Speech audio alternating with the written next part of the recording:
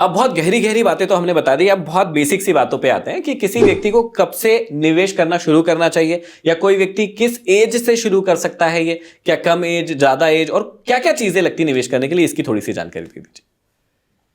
Mutual fund में निवेश पैदा होते ही कर सकते हैं हम, किसी भी बच्चे का। ओके। जिस दिन उसका जन्म प्रमाण पत्र बन जाता है उसके बाद में हम उसके म्यूचुअल फंड की शुरुआत कर सकते हैं। ठीक है।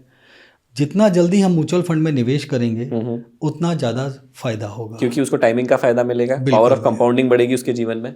मैंने ऐसा सुना था कि गुजरात में जब भी घर में किसी बच्ची का जन्म होता है तो वो अपने घर से 20-25 किलोमीटर दूर जाकर 1 बीघा खेत खरीद लेते हैं। अच्छा। और जब वो बच्ची 20-25 साल की होती है तब वो खेत बेचकर उसकी शादी कर देते क्या हैं। बात है। ये पुरानी परंपरा है। हाँ। तो निवेश करने के अपने तरीके हैं। तो जब भी अपने घर में कोई बच्चा होता है उसको जो गिफ्ट आता है, जो चीज़ें होती है, शुरुआत वहीं से कर सकते हैं। सही बात है। और कब तक इस फंड में निवेश कर सकते हैं? आप उम्र के आखिरी पड़ाव तक इस फंड में निवेश कर सकते हैं। म्यूचुअल फंड में निवेश इतना सरल और सिंपल है और इसमें पैसा निकासी इतनी आसान है जो कि हर व्यक्ति के लिए ये आराम से। हम इन पे भी बात करेंगे, लेकिन अभी अब ये तो पहली बात बता दी कि जैसे ही बच्चा पैदा होगा वैसे ही उसके म्यूचुअल फंड में निवेश शुरू कर सकते हैं। एक वैलिड एज से हम 2 कैटेगरी बना लेते हैं यहाँ पर। कि खुद के डॉक्यूमेंट पर किस एज से शुरू कर सकता है, क्योंकि एक एज होगी जहां पर हमारे डॉक्यूमेंट काम में नहीं आएंगे, तो वो वाली एज क्या है जहां से खुद के डॉक्यूमेंट से व्यक्ति म्यूचुअल फंड शुरू कर सकता है? 18 साल। अच्छा, पहली एज है जहां से म्यूचुअल फंड खुद के डॉक्यूमेंट से कोई भी व्यक्ति या कोई भी बच्ची, तो जो भी हमारे भाई बहन 18 साल या उससे ऊपर है वो खुद के डॉक्यूमेंट लगाकर म्यूचुअल फंड में निवेश करना शुरू कर सकते हैं।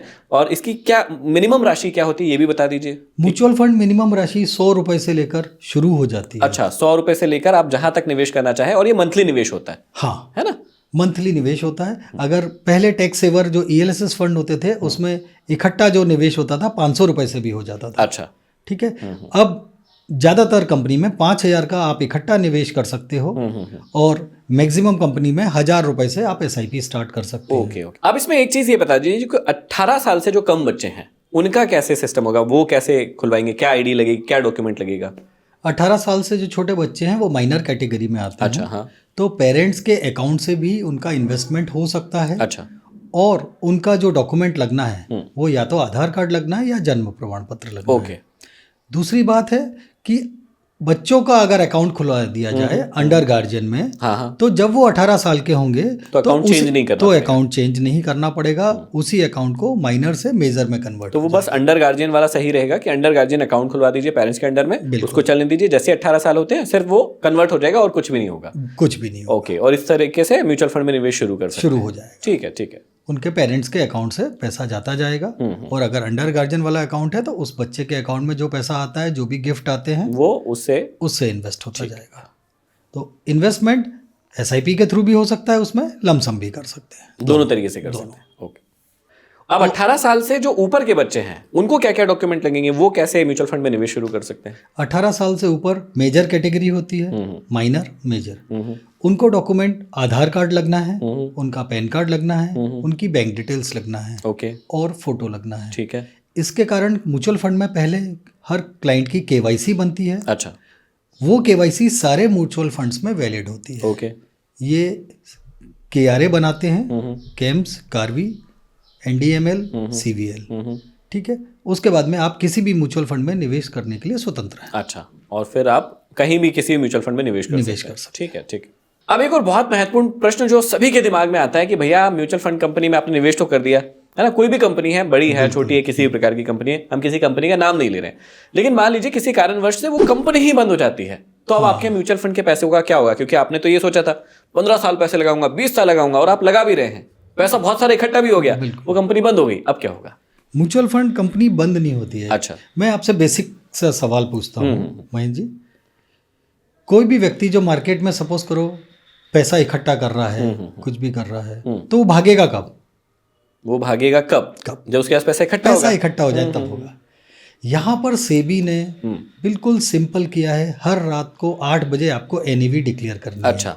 म्यूचुअल फंड कंपनी के पास पैसा रहता ही नहीं है। अच्छा। वो रजिस्ट्रार के थ्रू आपने जो पैसा दिया है उन सारे फंड्स में, उन सारे स्टॉक्स में इन्वेस्ट हो जाता है। मतलब जो पैसा हम डेली जमा कर रहे हैं, मतलब मंथली जमा कर रहे हैं, बिल्कुल, जैसे ही वो म्यूचुअल फंड कंपनी के पास जाता है उसी रात को 8 बजे से पहले मार्केट आवर्स में अच्छा, उनको इन्वेस्ट करना रहता है। ओके। और जो पैसा जितना है सारे प्रोपोर्शन के हिसाब से वो एनएवी रात को 8 बजे डिक्लेयर करते हैं कि इतना पैसा उनका मार्केट और ये सारी चीजें करके उनको सेबी को जानकारी देनी पड़ेगी कि भैया ये हमारी जानकारी है। ओके। तो म्यूचुअल फंड कंपनी की जो कमाई होती है वो उनका TER होता है, जिसको बोलते हैं टोटल एक्सपेंस रेशियो। अच्छा। उससे उनकी फंड मैनेजर की, म्यूचुअल फंड एम्प्लॉइज की और जो डिस्ट्रीब्यूटर्स है उनकी जो एक बहुत छोटा सा हिस्सा हम बात करते हैं कि भैया एक्सपेंस रेशियो है, बिल्कुल। किसी का हम कहते हैं एक्सपेंस रेशियो ज्यादा है, किसी का कम है, ये हम देखते रहते हैं। अब आपका ये सवाल सही है कि म्यूचुअल फंड कंपनी बंद हो सकती है या चल नहीं पाई। तो इसमें म्यूचुअल फंड कंपनी बंद नहीं होती। म्यूचुअल फंड कंपनी हमेशा एक्वायर होती है। अच्छा। कोई दूसरी म्यूचुअल फंड कंपनी पहली म्यूचुअल फंड की कंपनी को खरीद एक्वायर कर लेगा यदि उससे नहीं चल पा रही है या उसको एग्जिट करना है। हमने पास्ट में भी देखा है कई म्यूचुअल फंड कंपनीज जो फॉरेन की थी वो इंडिया को छोड़कर चली गई। अच्छा। अभी रिसेंट में जो पास्ट में हमने देखा है, फिडिलिटी म्यूचुअल फंड इंडिया में था। अच्छा। वो बिका, उसको L&T म्यूचुअल फंड ने खरीदा। ठीक है। L&T म्यूचुअल फंड वापस बिका, उसको HSBC म्यूचुअल फंड ने खरीदा। अच्छा। तो किसी भी व्यक्ति का जो इन्वेस्टमेंट फिडिलिटी में था वो एज इट इज रहा, वो एज इट इज रहा। क्यों? क्योंकि वो पैसा उनके पास है ही नहीं। वो तो म्यूचुअल फंड में निवेश है, म्यूचुअल फंड में के थ्रू स्टॉक मार्केट में निवेश है। तो वो सारे के सारे शेयर्स, वो पोर्टफोलियो आपका वही है। अच्छा। फंड मैनेजर आपके पैसे को तब भी मैनेज कर रहे थे, आज भी मैनेज कर रहे हैं। सिर्फ कंपनी शिफ्ट हुई है, बाकी सारी की सारी चीजें एज इट इज जैसे चल रही थी वैसे की वैसे ही चल रही है, केवल नाम बदला है। मतलब सीधी सी बात है, म्यूचुअल फंड कंपनी जो है कभी भी भाग नहीं सकती क्योंकि उसके पास पैसा है ही नहीं। जब है ही नहीं तो वो भागेगी कहाँ? बिल्कुल। बंद होने का चांस हो सकता है, लेकिन बंद होने की कंडीशन में आपने बताया है कि किसी दूसरी बड़ी कंपनी में वो बंद हो जाएगी या उसको खरीद लिया जाएगा। ठीक है।